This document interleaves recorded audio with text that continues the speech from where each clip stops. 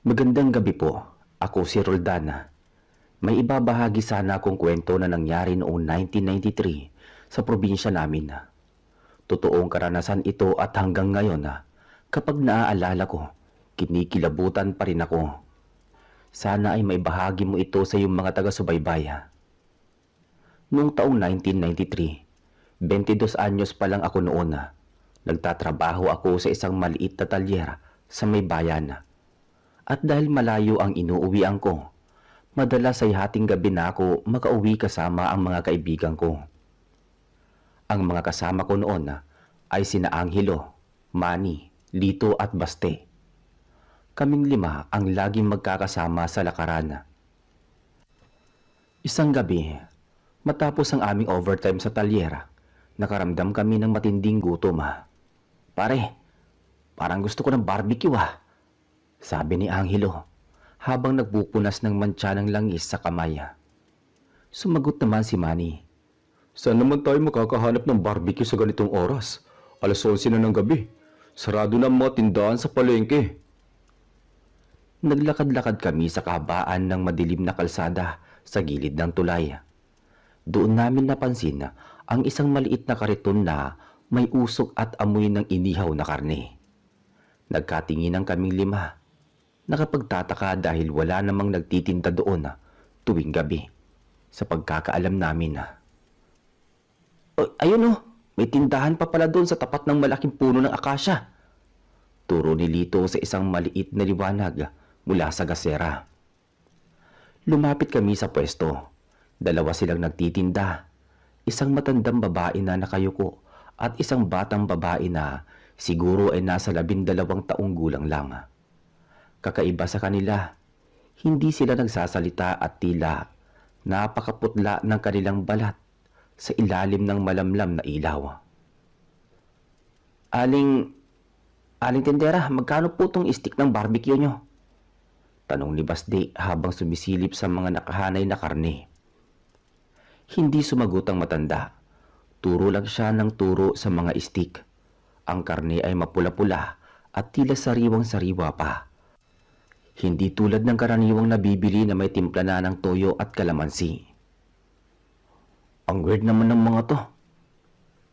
Roldan, tignan mo yung karne. Parang hindi baboy. Parang masyadong malaki ang hibla. Hayaan mo na. Gutom lang yan, Angelo. Sagot ko. Kahit na nakakaramdam na rin ako ng kakaibang kaba. Ale, pabili nga po ng 10 stick. Habang iniihaw ng matanda ang barbecue, walang usok na lumalabas na mabango. Ang amoy ay malansa, parang dugong natuyo na naiinitan. Ang batang babae naman ay nakatitig lang sa amin, partikular kay Lito. Hindi siya kumukurap at ang itim ng kanyang mga mata ay parang mas malaki kaysa sa normal. Bakit pa ganyan makatingin ng batang to? Parang may balak kainin ako Napakamot lang ng ulo si Lito. Hayaan nyo na, baka pakod lang sila. Pero, pansinin nyo, wala silang dalang kanin o sausawan sa barbecue lang. Nang maluto ang barbecue, iniabot ito ng matanda sa amin. Malamig ang kanyang kamay nang madikit ito sa palad ko. Wala siyang imik, tumango lang siya. Nagbayad kami at nagsimulang maglakad palayo habang kumakain. Unang kumagat si Baste. Bigla siyang huminto at nandiri at dinura ang kinain niya. Ano to? Lasang kalawang na ewan. At tignan nyo, parang may buhok na kasama sa loob ng karne. Napatigil kaming lahat. Binuksan ni Manny ang kanyang flashlight at itinutok sa hawak naming barbecue. Halos masuka kaming lahat sa nakita namin. Ang karne ay hindi baboy. May mga bahagi itong parang balat ng tao. At ang sinasabi ni Basti na buhok ay mahaba at maitim na hibla na nakabaon sa loob ng laman. Roldan, bumalik tayo. Lokohan to Galit na sabi ni Angelo. Tumakbo kami pabalik sa tapat ng puno ng akasya kung saan kami bumili kanina. Pero laking gulat namin dahil pagdating namin doon, wala na ang kariton. Wala na ang usok at ang tanging naroroon lang ay ang amoy ng lansa at isang tumpok ng mga buto na parang galing sa hayop o tao na sadyang kinalas-kalas. Nasaan na sila? Wala pang 1 minuto tayo nakakalayo ha. Maya-maya, biglang may narinig kaming tunog mula sa itaas ng puno ng akasya. Isang malakas na pagaspas ng pakpak, pero hindi ito tunog ng ibon na. Parang tunog ng malapad na balat na hinahampas sa hangin na. Tumingala kayo! Sabi ni Baste habang nanginginig ang boses. Doon namin nakita ang 2 nilalang na nakalambitin sa sanga ng puno. Ang matanda at ang bata kanina. Pero hindi na sila mukhang tao. Ang kanilang katawan ay putol sa bewang at may malalapad na pakpak na parang sa paniki. Ang kanilang dila ay mahaba at tila naghahanap ng biktima. Tumakbo na tayo! Takbo, Angelo! Manny! Huwag kayong lilingon! Mabilis kaming nagtatatakbo sa madilim na kalsada. Dinig na dinig namin ang huni ng mga ito. Isang matinis na pagkatiktik na tila ba tinatawag kami. Alam namin sa probinsya na kapag malakas ang tunog, malayo pa sila. Pero ang naririnig namin ay mahina lang. Ibig sabihin na sa likuran lang namin sila o nasa taas mismo. Dito tayo sa Mesapa. Hindi sila makakatawid sa tubig. Sabi ni Manny. Habang tumatakbo kami, naramdaman ni Lito na may humablot sa balikat niya. Roldan, tulong! Sigaw niya. Nakita ko ang mahabang kuko ng batang aswang na bumaon sa damit ni Lito. Agad na kumuha ng malaking bato si Angelo at ibinato ito sa nilalanga. Tumama ito sa pakpak ng bata na naging sanhi ng pagtili nito ng napakatindi. Isang tunog na hindi galing sa tao talaga. Nabitawan niya si Lito at mabilis kaming tumalon sa mababaw na bahagi ng sapa. Doon kami huminto. Hinihingal at basang-basa sa tubig. Ang 2 nilalang ay nananatili sa pampang. Hindi sila lumalapit sa tubig pero ang kanilang mga mata ay nagliliyab sa galit habang nakatingin sa amin. Anong gagawin natin, Manny? Hindi tayo pwedeng manatili dito hanggang umaga. Sabi ni Baste habang halos maiyak na sa takot. Roldan, tingnan mo yung matanda. Bulong ni Angelo. May hawak siyang itak. Dagdag pa niya. Napansin ko nga na ang matanda ay may hawak na kalawanging itak na ginamit niya kanina sa paghiwa ng barbecue. Sinimulan niyang kaskasin ng itak sa bato sa may pampang na lumilikha ng nakakangilong tunog. Hindi sila aalis. Hinihintay tayong umahon, sabi ni Lito. Nanatili kami nakababad sa gitna ng sapa habang ang mag-inang aswang ay nakabantay sa pampang. Ramdam namin ang lamig ng tubig na tumatagos sa aming mga buto. Pero mas nangingibabaw ang takot na baka sa isang iglap ay lumipad sila at sagpangin kami. Roldan, anong oras na ba? Bakit parang hindi tumatakbo ang oras? Tanong ni Angelo habang pilit na pinapatigas ang kanyang nanginginig na tuhod. Tinignan ko ang relos ko. Pero dahil nabasa ito sa sapa, tumigil ang mga kamay nito sa 12:00 ng hating gabi. Hindi ko alam, Angelo pero kailangan natin makaisip ng paraan. Hindi tayo pwede manatili dito hanggang mag-umaga. Baka mamatay tayo sa ginaw. Napansin ni Manny na ang matandang aswang ay unti-unting lumalapit sa gilid ng tubig. Pero parang may hindi nakikitang harang na pumipigil sa kanya. Tingnan nyo, ayaw talaga nilang mabasa. Kamusta yung balikat mo? Masakit, Manny. Parang kumikirot at mainit ang pakiramdam. Sagot ni Lito na namumutla sa takot at sakit. Biglang nagsalita ang matandang aswang sa isang boses na parang pinagsamang huni ng tuko at boses ng taong galing sa hukay. Ibigay nyo na sa akin na ang sugatan na at ang iba sa inyo ay makakaalis na. Nagkatinginan kaming 4. Hindi namin pwedeng iwan si Lito.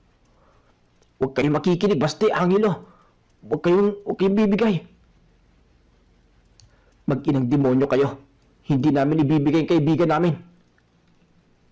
Dahil sa galit ko, kumuha ako ng putik at bato sa ilalim ng sapa at ibinato sa kanila. Tinamaan siya sa muka at doon ay naglabas siya ng isang nakakangilong sigaw. Ang batang aswang naman ay nagsimulang magpaikot-ikot sa itaas namin. Lumilipad ng mababa at sinusubukang abutin ng aming mga ulo gamit ang kanyang matatalas na kuko. "Yumuko kayo, Basti! Dapa!" Mabilis na dumapa si Basti kaya bahagyang sumabit ang kuko ng bata sa kanyang likuran na napunit agad na parang papel. "Roldan, yung asin! May dala ka bang asin?" Biglang naalala ni Manny. "Wala akong dalang asin, pero may dala akong lighter. At ang talyer na pinagalingan natin, may mga basahan ako sa bag na may konting gas." Naalala ko bigla ang bag na dala ko na nakasukbit pa rin sa likod ko. Agad kong binuksan ang bag at kinuha ang mga basahan. Ginamit namin na panlinis ng makina kanina. Amoy na amoy pa ang krudo at gaas nito. "Angelo, tulungan mo ko. Talasan mo ang tingin mo sa batang aswang." Itinali ko ang mga basahan sa dulo ng isang mahabang sanga na naanod sa sapa. Inilabas ko ang aking lighter. Sa isang pitik, nagliyabang sulo sa dilim ng gabi. Ang apoy na iyon ang nagsilbing pag-asa namin. "Halika kayo rito! Subukan niyo kaming lapitan!" Hamon ko sa mga aswang. Ang matandang aswang ay napaurong nang makita ang apoy.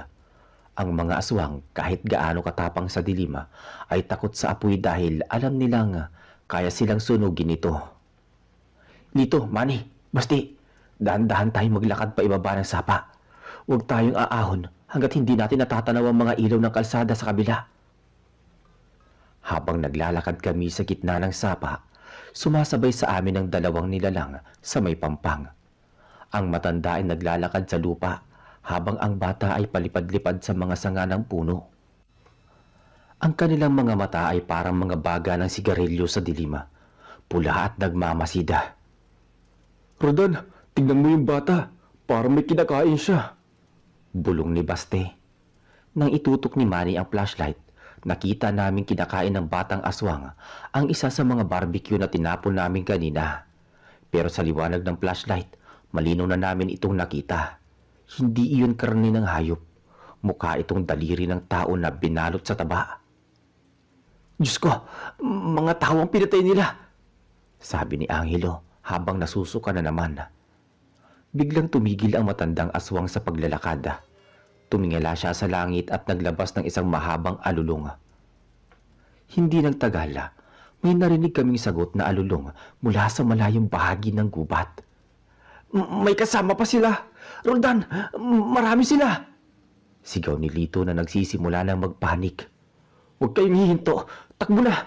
Kahit nasa tubig tayo, bilisan niyo ang paglalakad!" utos ko. Habang nagmamadali kami, nararamdaman namin ang pagyanig ng mga dahon sa paligid. Hindi lang dalawa, kundi tila isang buong pamilya ng aswang ang nagtitipon sa paligid ng sapa. Nakita na namin ang mga anino ng nilalang, nagtatalunan sa mga puno. "Manny, yung flashlight mo! Huwag mong papatayin!" sabi ni Angelo. Pero sa kasamaang palad, dahil sa kalumaan ng baterya, nagsimulang kumurap-kurap ang ilaw ni Manny. "Roldan, mauubos na yata ang baterya! Mamamatay na ang ilaw!" Kasabay ng pagpatay ng flashlight ay ang muling paglusob ng batang aswang. Sa pagkakataong to, hindi lang siya basta lumilipad. Bumulusok siya diretso kay Baste. "Baste! Sa likod mo!" sigaw ko habang winawasiwas ang sulong may apoy. Nasunog ang dulo ng buhok ng batang aswang kaya napaurong ito. Pero ang matandang aswang ay nakahanap ng pagkakataon. Ginamit niya ang kanyang mahabang dila para puluputan ang binti ni Manny. "Tulong, Roldan! Ang hinihila ako!" hiyaw ni Manny habang pilit siyang hinihila ng aswang paahon sa pangpang. Agad na sumugod si Angelo at tinaga ang dila ng nilalang gamit ang kanyang maliit na kutsilyo na laging dala sa talyera. Isang itim na dugo ang bumulwak at ang matanda ay nagbitaw ng mahabang paghagulgol na sakit. "Aahon na tayo! Doon sa may malaking bato malapit na ang kalsada!" Sigaw ko. Pag-ahon namin, hindi pa rin kami tinigilan. Kahit sugatan ng matanda, mas naging agresibo ang bata. Pero bago pa sila muling makalapit, may narinig kaming tunog ng makina ng sasakyan. Isang lumang jeep na may malakas na busina ang paparating sa kalsada. Para po! Para! Tulong! Sabay-sabay naming sigaw. Huminto ang jeep. Ang driver ay isang matandang lalaki na may dalang disabog. Pagkakita niya sa amin na basang-basa at sugatan, at pagkakita niya sa mga aninong mabilis na nagtatago sa dilim, alam niya na ang nagaganap. Sakay na dali! Mga aswang ang mga yan! Sigaw ng matandang driver. Mabilis kami nagsampahan sa jeep. Habang umaandar ang sasakyan, lumingon ako sa likod. Nakita ko ang mag-inang tindera ng barbecue na nakatayo sa gitna ng kalsada. Ang matanda ay hawak ang kanyang sugatang dila at ang bata naman ay nakatitig sa amin ng masama. Unti-unti silang naglaho sa dilim habang lumalayo ang jeep. Ligtas na ba tayo? Tanong ni Lito habang hinihingal. Hindi ko alam, pero sa ngayon oo. Maya-maya tumingin sa amin ang driver sa rear view mirror. Saan kayo nanggaling? Hindi nyo ba alam ang lugar na yan ay teritoryo ng pamilya ni na Aling Maring? Sila mga tinderang hindi nawawala ng tinda. Pero walang bumibili na taga rito dahil alam namin kung anong klaseng karne ang inahain nila. Sino po si Aling Maring?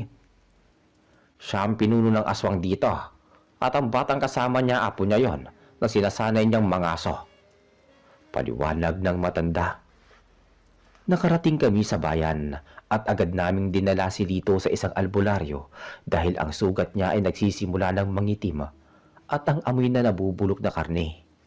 Kahit ilang minuto pa lang ang nakakalipas. Sabi ng albularyo, mabuti at hindi nyo kinain ang barbecue na yon, Roldan. Dahil kapag nakain nyo yon, magiging kauri nyo sila. Unti-unti kayong magbabago at maghahanap din ng laman ng tao. Habang ginagamot si Lito, narinig namin ang isang kaluskos sa bubungan ng bahay ng albularyo. Isang pamilyar na tunog. Nagkatinginan kaming 5. Hindi pa sila sumusuko. Sinundan nila kami hanggang dito sa bayan. Dahil doon, Mr. Narrator, lalong bumigat ang pakiramdam sa loob ng bahay ng albularyo na si Mang Isko. Ang amoy ng insenso at luyang dilaw ay humahalo sa malansang amoy na nanggagaling sa labas. Alam naming hindi lang basta pananakot ang ginagawa nila. Nandyan sila sa taas, naghihintay ng pagkakataon na. Lito, huwag kang pipikit. Manatili kang gising. Sigaw ni Manny habang pinapaypayan si Lito na tila ba nagdidiliryo na. Ang pawis ni Lito ay malagkit at kulay abuhin na. Marumi, isang sinyalis na ang kamandag ng kuko ng aswang ay kumakalat na sa kanyang dugo. Si Mang Isko ay mabilis na kumilos. Kumuha siya ng isang bote ng langis na may ugat ng halaman at ibinuhos ito sa paligid ng mga bintana at pinto. Kayong tatlo, kumuha kayo ng walis tingting at baliktarin nyo sa bawat sulok. Ikaw naman, bantayan mo ang bintana sa kusina. Utos ng matanda sa amin. Maya-maya biglang isang malakas na kalabog ang narinig namin mula sa taas. Parang may bumagsak na sako ng bigas, pero alam naming mabigat na katawan iyon. Sumunod ang tunog ng mga kuko na kumakalkal. Ibigay nyo ang lalaki. Akin ang lalaki. Boses iyon ng matandang babae, ang tindera ng barbecue. Pero ngayon ay mas malat ang boses at nakakapatindig balahibo. Hindi niyo siya makukuha. Lumayas kayo dito, Maring. Hindi niyo siya makukuha, Maring. Lumayas kayo sa pamamahay ko. Sigaw ng albularyo habang winawasiwas ang kanyang tungkod na gawa sa kahoy ng kulasisi. Biglang nawasak ang bahagi ng kisame. Lumabas doon ang ulo ng batang babae, ang apo ni Maring. Pero hindi na ito ang batang nakita namin sa kalsada. Ang kanyang panga ay nakalaylay, puno ng matatalas na ngipin, at ang kanyang mga mata ay parang 2 bolang apoy sa dilima. Angelo! Yung itak! Sigaw ko. Agad na hinablot ni Angelo ang itak na nakasabit sa dingding ni Mang Isko. Pero bago pa siya makalapit, mabilis na bumaba ang bata mula sa kisame. Nakalambitin ang kanyang bituka at ang itaas na bahagi lang ang kanyang katawan ang gumagalaw sa hangin. Humampas ang kanyang mahabang buhok na parang latigo at tumama sa braso ni Baste. Aray ko! Hayop ka! Hiyaw ni Baste habang pilit na umiiwas. Roldan, tulungan mo ko rito sa pinto! Tawag naman ni Manny. Ang matandang aswang naman ay sinusubukang gibain ang pintuan sa harap. Ang lakas niya ay hindi pang tao talaga. Ang makapal na kahoy ay nagsimula ng maglamat. Doon ko napatunayan na totoo nga ang kwento ng matatanda. Ang lakas ng isang aswang ay parang lakas ng 10 lalaki kapag gutom sila. Kumuha ako ng isang bote ng suka na may sili na nakita ko sa mesa at binato ito sa batang aswang na nakalambitin sa kisame.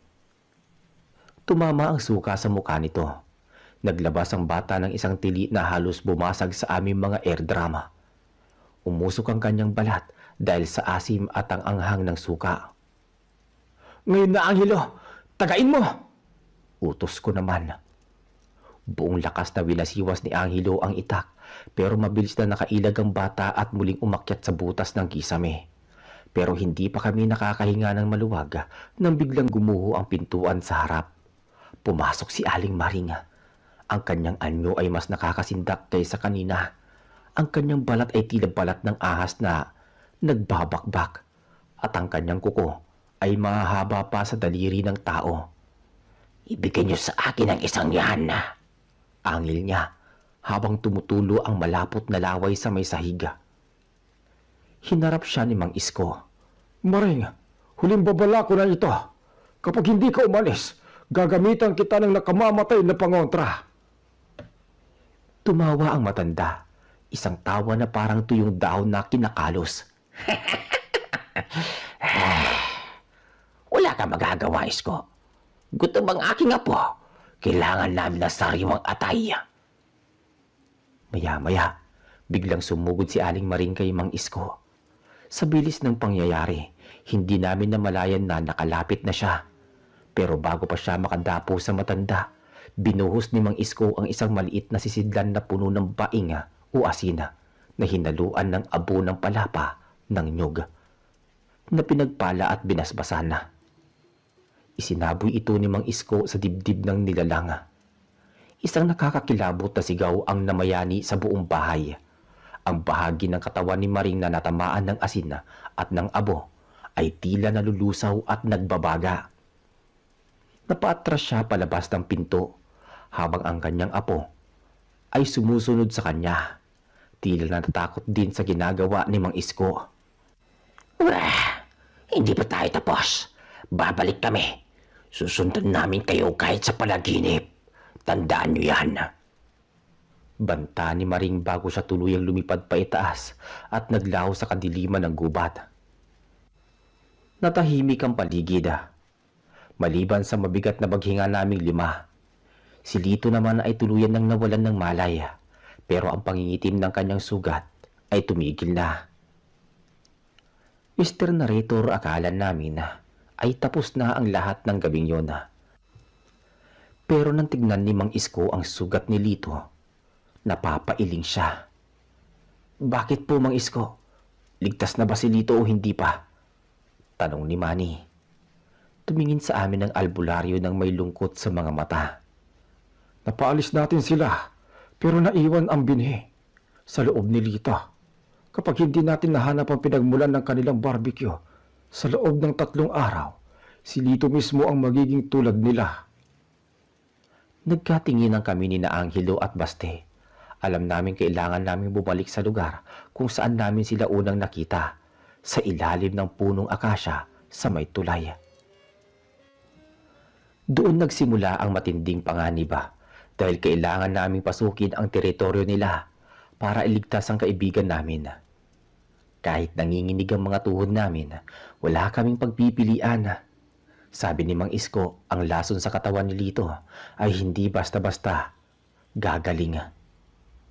Kailangan naming mahanap ang punong ugat o ang pinagkukunan nila ng karne para masunog ito at maputol ang sumpa.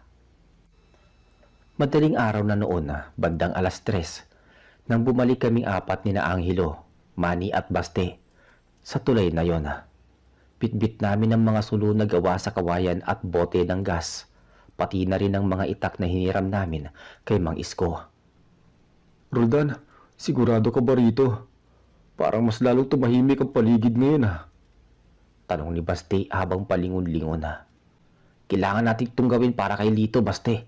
Kung hindi, bukas ng gabi baka tayo na ang unang kainin yan kapag nagbago ang anyo niya. Sagot ko habang mahigpit ang hawak sa sulo. Nakarating kami sa tapat ng dambuhalang puno ng akasya. Sa dilim, ang mga sanga nito ay parang mga higanting kamay na gustong sumunggab sa amin. Ang amoy ng lansa ay mas matindi kaysa kanina. Amoy ng nabubulok na basura na hinaluan ng sariwang dugo. Parang ganun, masyadong masakit sa ilong.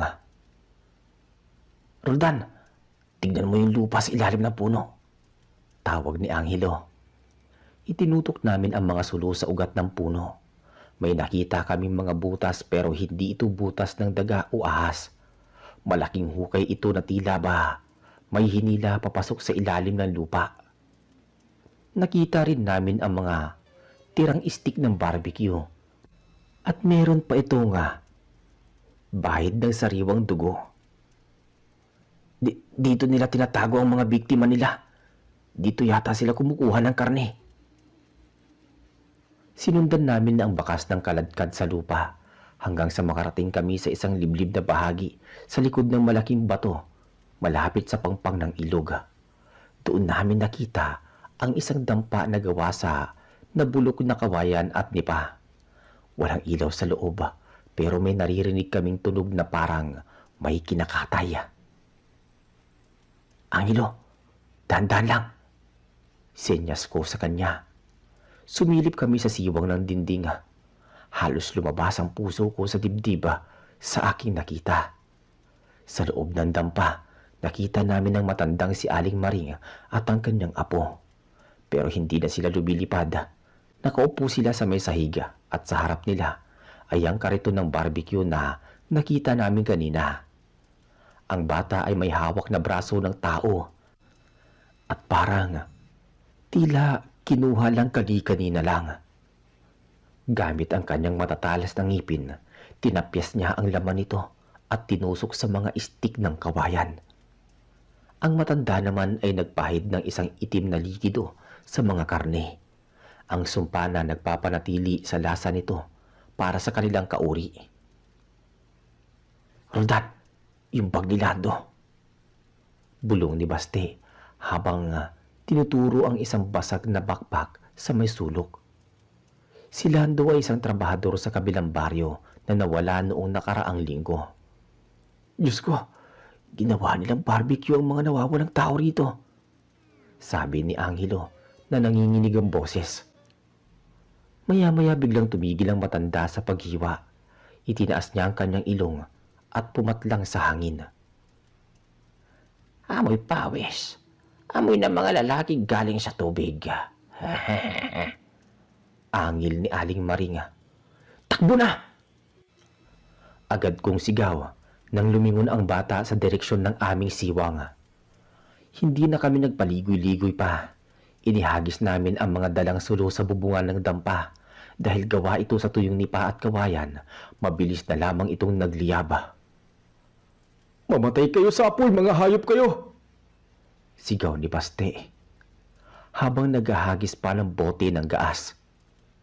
Isang matinding tili ang lumabas mula sa loob ng dampa. Lumabas ang batang aswang na nagbabaga ang buhok. Mabilis siyang lumipad. Pero dahil sa bigat ng kinain niya at sa pinsala ng apoy, hindi siya makalipad ng diretso. Roldan, si Maring, lalabas siya! Babala ni Angelo. Bumukas ang pinto ng dampa at lumabas ang matanda.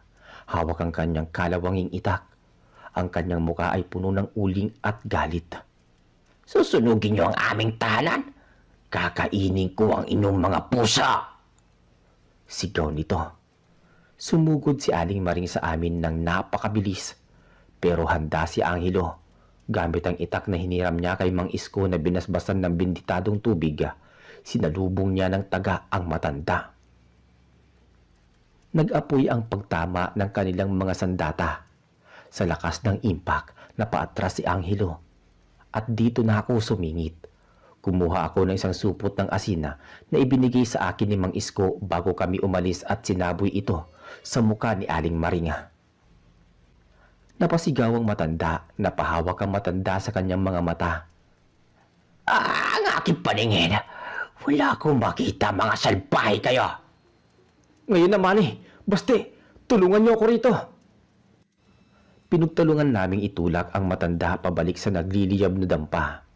Kahit malakas siya, dahil hindi siya makakita at puno ng asin ang kanyang balat, nagawa naming itulak siya sa gitna ng apoy. Ang mga sigaw niya ay hindi na parang tao. Parang sunog ito ng bakal na kinakalo sa semento. Napanood namin gumuho ang dampa kasama ang matandang aswang at ang kanilang mga paninda. Ang batang aswang na naman ay nakita naming lumipad palayo patungo sa madilim na bundok. Sugatan at umiiyak. Pinapanood namin ang apoy na unti-unting tumupok sa lahat. Hindi ko alam kung nagawa natin na tapusin si Aling Maring, pero kailangan natin bumalik kay Lito. Sagot ko rito. Nang makabalik kami sa bahay ni Mang Isko, laking gulat namin dahil gising na si Lito. Ang pangingitim na kanyang sugat ay nawala na ng tuluyan at wala ng bakas. At ang kanyang kulay ng balat ay bumalik na sa normal. Akala namin ay doon na matatapos ang lahat na naligtas na kami dahil napatay namin si Aling Maring at nasunog ang kanilang pwesto. Salamat mga pre ha.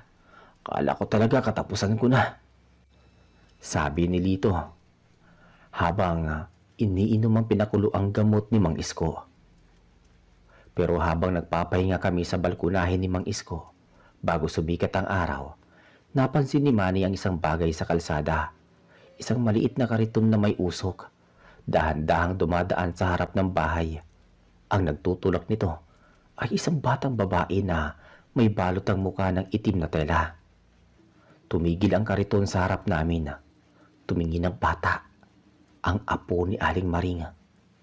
Itinaas niya ang isang stick ng barbecue at tinuro sa amin bago siya dahan-dahang naglaho sa hamog ng umaga.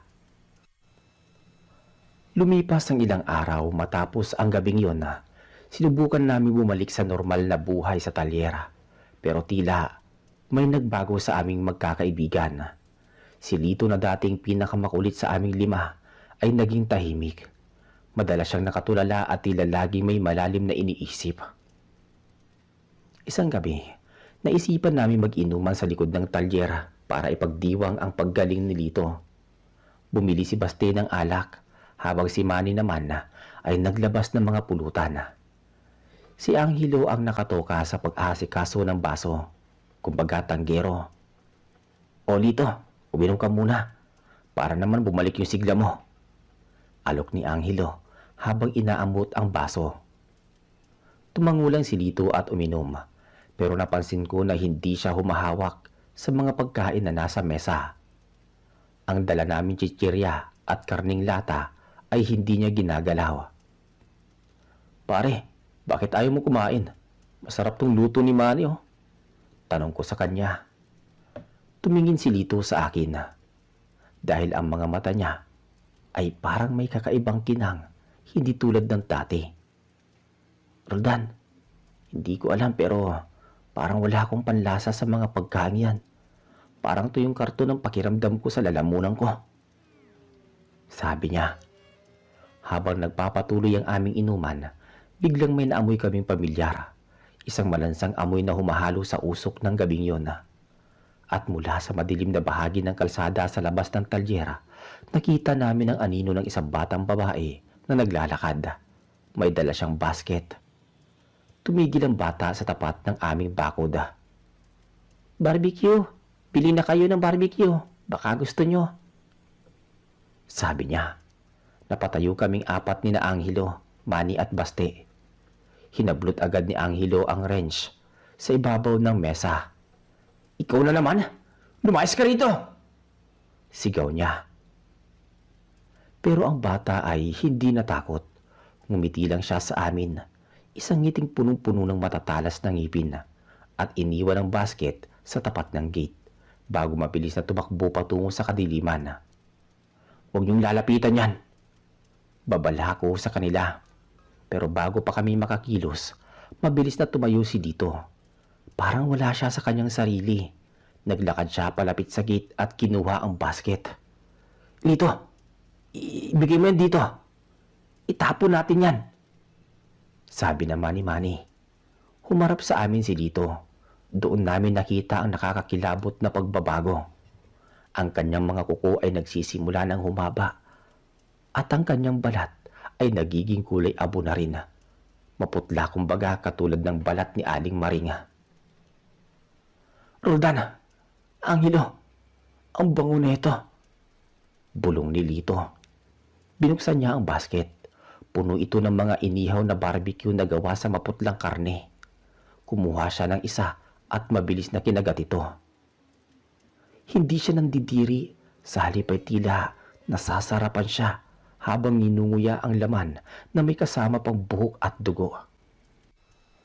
Lito, itigil mo yan. Kaibigan mo kami. Sabi ni Basti na halos maiyak. Tumingin sa amin si Lito pero hindi na si Lito ang nakita namin.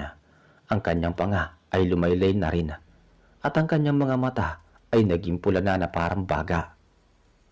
Salamat sa pagliligtas sa akin, pero gutom na ako eh. Sabi ni Lito.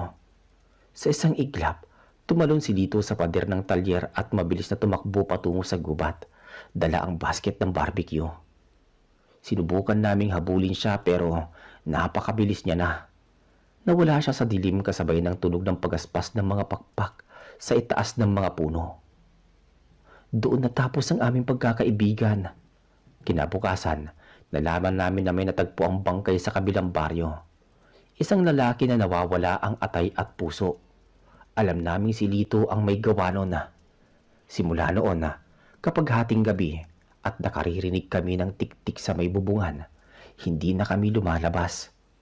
Alam namin na isa sa mga aswang na iyon ay dati naming kaibigan, na ngayon ay nagtitinda na rin ng barbecue sa mga liblib na kalsada ng aming probinsya.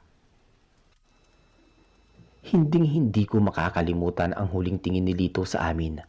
Ang tingin ng isang nilalang na mas pinili ang lasa ng laman kaysa sa halaga ng pagkakaibigan. Iyan ang aking kwento. Hanggang ngayon,